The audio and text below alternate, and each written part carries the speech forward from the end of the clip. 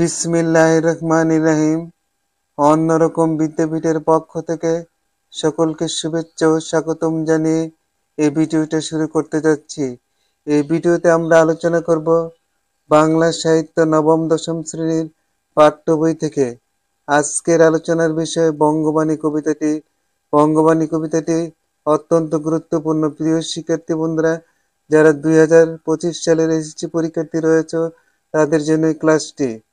যারা নবম দশম শ্রেণীতে রয়েছে তাদের জন্য এই ক্লাসটি 2025 সালের নতুন সিলেবাসে যদি থাকে তাহলে তোমাদেরও এই পাঠ্যটা অত্যন্ত গুরুত্বপূর্ণ হিসেবে আমরা আলোচনা করছি। প্রিয় শিক্ষার্থী বন্ধুরা, যারা অন্যরকম বিদ্যাপীঠকে সাবস্ক্রাইব করেছে তাদেরকে অসংখ্য ধন্যবাদ। যারা এই ভিডিওটা দেখছো তাদেরকে সাবস্ক্রাইব করার জন্য আহ্বান রেখে আমি কবিতাটি আলোচনা করতে যাচ্ছি।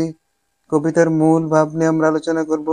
মূল ভাবটা যদি আমরা বুঝতে পারি তাহলেই আমরা সৃজনশীল পদ্ধতির প্রশ্নটা লিখতে পারবো।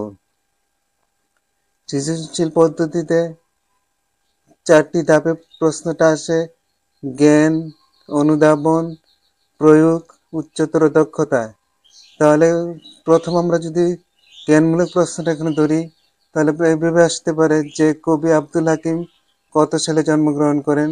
4টা, তাহলে উত্তরটা হবে 1620 খ্রিস্টাব্দে আনুমানিক সুতারামপুর গ্রামের সন্দ্বীপ উপজেলায়।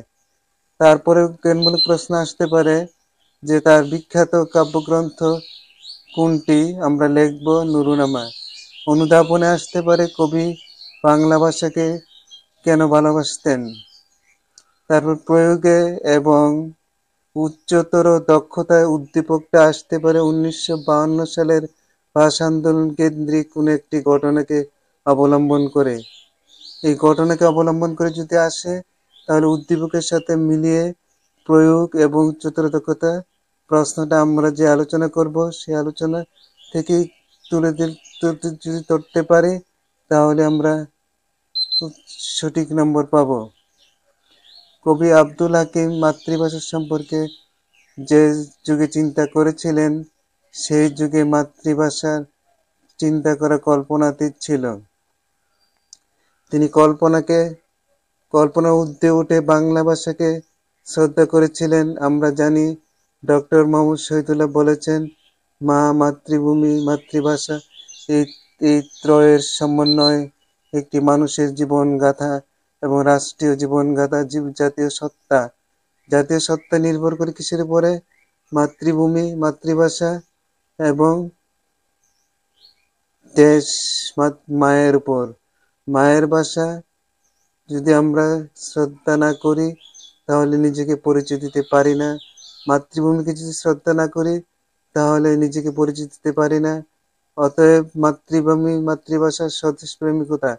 এই কবিতার 2টি বৈশিষ্ট্য, একটি হয়েছে দেশপ্রেম, আরেকটি হয়েছে মাতৃভূমিকে শ্রদ্ধা করা এবং ভাষাকে শ্রদ্ধা করা।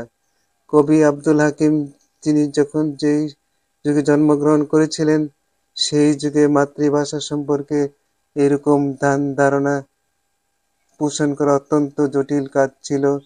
তিনি তৎকালীন সময়ে আরবি ভাষাকে শ্রদ্ধা করত মানুষ এবং সে ভাষাতে সৃষ্টিকর্তাকে ডাকত, অন্য কোনো ভাষাকে সৃষ্টিকর্তাকে ডাকার চিন্তাও করত না। অন্য ভাষাতে ডাকলে সৃষ্টিকর্তাকে ডাকলে পাপ হবে, এইরকম একটা ধারণা ছিল মুসলমানদের মধ্যে, তৎকালীন মুসলমানদের মধ্যে।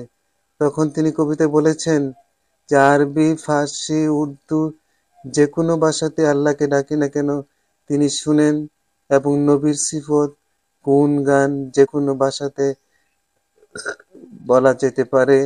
প্রিয় শিক্ষার্থী বন্ধুরা, আমাদের পবিত্র গ্রন্থ আল কোরআনের সকলে আমরা জানি যে সূরাটা সেটা হলো আর রহমান। আর রহমান সূরার মধ্যে বাংলা ভাষা সম্পর্কে আল্লাহ বলেছেন, আমি ভাষা সৃষ্টি করেছি জাতিসত্তাকে চিনার জন্য।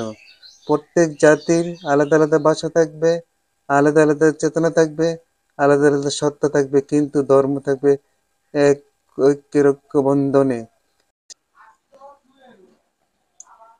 যে কোনো ভাষায় ডাকা যেতে পারে, সেটা হোক হিন্দি, সেটা হোক আরবি, সেটা হোক জাপানি, সেটা হোক চীনা, যে ভাষাতে হোক না কেন সকল ভাষাতে আল্লাহ বুঝেন এবং নবী গুণগান গাওয়া যেতে পারে। তাহলে এখানে কি দাঁড়ালো? মাতৃভাষার মাধ্যমে সৃষ্টিকর্তাকে ডাকলে সৃষ্টিকর্তা সে আরাধনাটা সহজে বুঝেন। কবি এই জন্য বলতে চেয়েছেন মাতৃভাষার মধ্যে দিয়ে দেশপ্রেম সৃষ্টি হয় এবং সৃষ্টিকর্তার আরাধনাও সহজ এবং সুন্দর হয়। কবির আত্মচেতনার মধ্যে নবীর গুণ গান সিফত যে কোনো ভাষাতেই করা যেতে পারে, সেটাই তিনি বলতে চেয়েছেন। আর মাতৃভাষা সম্পর্কে তিনি বলেছেন, মাতৃভাষা মায়ের ভাষা, এই ভাষাকে যে ঘৃণা করে সে যেন তার মাতৃভূমি থেকে অন্যত্র চলে যায়। শুধু কবি এই কথাটা বলে শেষ করেননি, তিনি বলছেন যে তার জন্মের ঠিকানা, আমি তার জন্মের প্রতি আমি সন্দিহান। প্রিয় শিক্ষার্থী বন্ধুরা, অন্যরকম বিদ্যাপীঠকে যারা সাবস্ক্রাইব করেছো তাদেরকে অসংখ্য ধন্যবাদ জানিয়ে আমি ভিডিওটা শেষ করতে যাচ্ছি। আর দু একটি কথা বলবো এখানে, সেটা হলো যে মা, মাতৃভূমি, মাতৃভাষার এই ত্রিত্রয়ের মধ্যে রয়েছে মানুষের সত্তা, জাতীয় সত্তা, জীবন সত্তা। কবি এখানে জীবন সত্তা সম্পর্কে বলতে চেয়েছেন। আমি আশা করব আমার আলোচনাটার মধ্যে দিয়ে তোমাদের পরীক্ষার উচ্চতর দক্ষতা এবং প্রয়োগের প্রশ্নতে লিখতে পারবে, এই প্রত্যাশা রেখে আমি আমার ভিডিওটা শেষ করতে যাচ্ছি। আসসালামু আলাইকুম।